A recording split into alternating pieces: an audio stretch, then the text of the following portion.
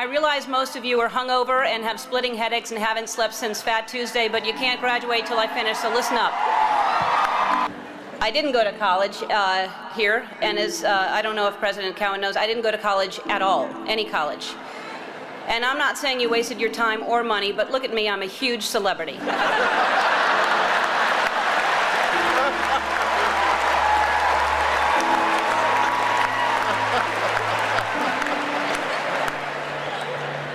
When I finished school, I was completely lost, and by school I mean middle school, but I went ahead and finished high school anyway, and I had no ambition. I didn't know what I wanted to do. I did everything from I shucked oysters, I was a hostess, I was a bartender, I was a waitress, I painted houses, I sold vacuum cleaners. I had no idea, and I thought I'd just finally settle on some job and I would make enough money to pay my rent, maybe have basic cable, maybe not. I didn't really have a plan. My point is that by the time I was your age, I really thought I knew who I was, but I had no idea.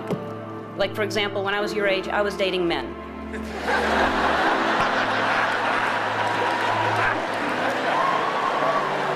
So what I'm saying is, when you're older, most of you will be gay. Is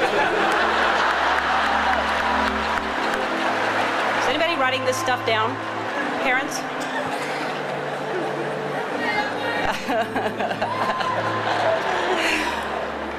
Anyway, I had no idea what I wanted to do with my life, and the way I ended up on this path was from a very tragic event.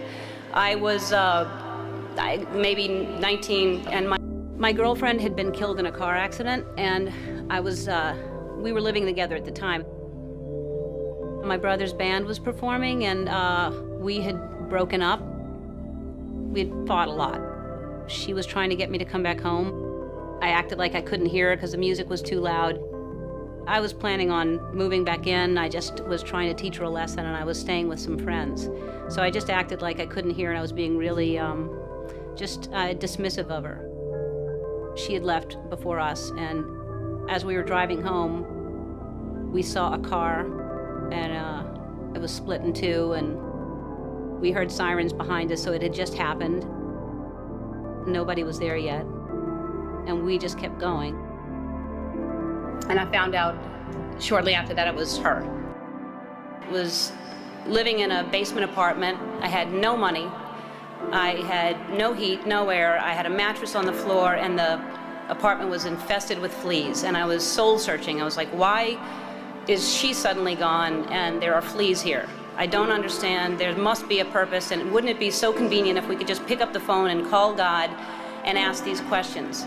And I started writing, and what poured out of me was an imaginary conversation with God, which was one-sided. And I finished writing it, and I looked at it, and I said to myself, and I hadn't even been doing stand-up ever. There was no club in town. I said, I'm going to do this on The Tonight Show with Johnny Carson. At the time, he was the king. And I'm going to be the first woman in the history of the show to be called over to sit down.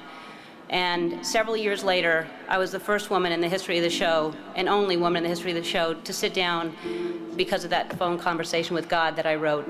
And I started this path of stand-up, and it was successful, and it was great, but it was hard because I was trying to please everybody, and I had this secret that I was keeping, that I was gay, and I thought if people found out, they wouldn't like me, they wouldn't laugh at me. Then my career turned into, I got my own sitcom, and that was very successful, another level of success, and I thought, what if they find out I'm gay, then they'll never watch, and this was a long time ago. This was when we just had white presidents. But anyway, this was back many years ago. And I finally decided that I was living with so much shame and so much fear that I just couldn't live that way anymore. And I decided to come out and make it creative, and my character would come out at the same time. And it wasn't to make a political statement. It wasn't to do anything other than to free myself up from this heaviness that I was carrying around. And I just wanted to be honest. And I thought, what's the worst that can happen? I can lose my career. I did. I lost my career. The show was canceled after 6 years without even telling me. I read it in the paper. The phone didn't ring for 3 years. I had no offers. Nobody wanted to touch me.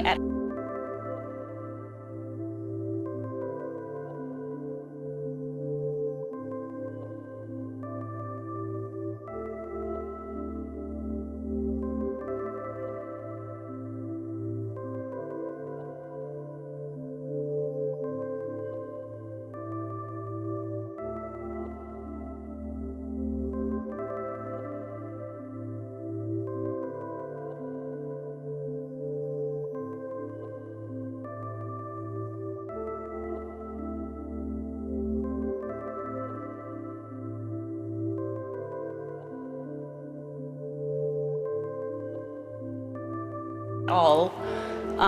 And yet I was getting letters from kids that almost committed suicide but didn't because of what I did. And I realized that I had a purpose, and it wasn't just about me, and it wasn't about celebrity, but I felt like I was being punished, and it was a bad time. I was angry, I was sad, and then I was offered a talk show.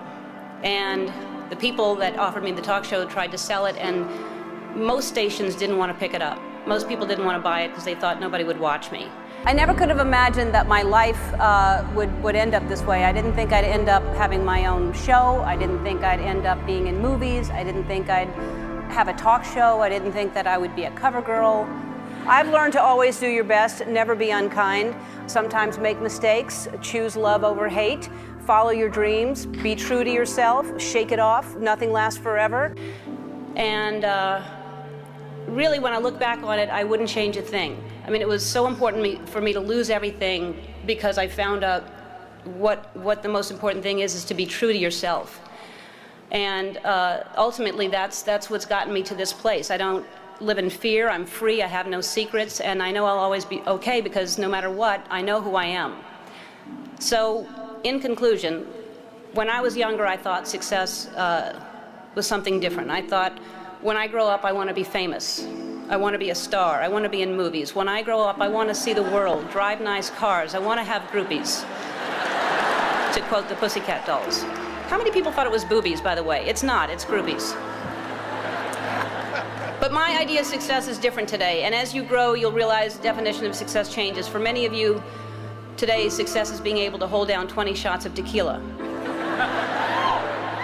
For me, the most important thing in your life is to live your life with integrity and not to give in to peer pressure to try to be something that you're not, to live your life as an honest and compassionate person, to contribute in some way. So to conclude my conclusion, follow your passion, stay true to yourself, never follow someone else's path unless you're in the woods and you're lost and you see a path, then by all means you should follow that. Don't give advice, it'll come back and bite you when they ask. Don't take anyone's advice.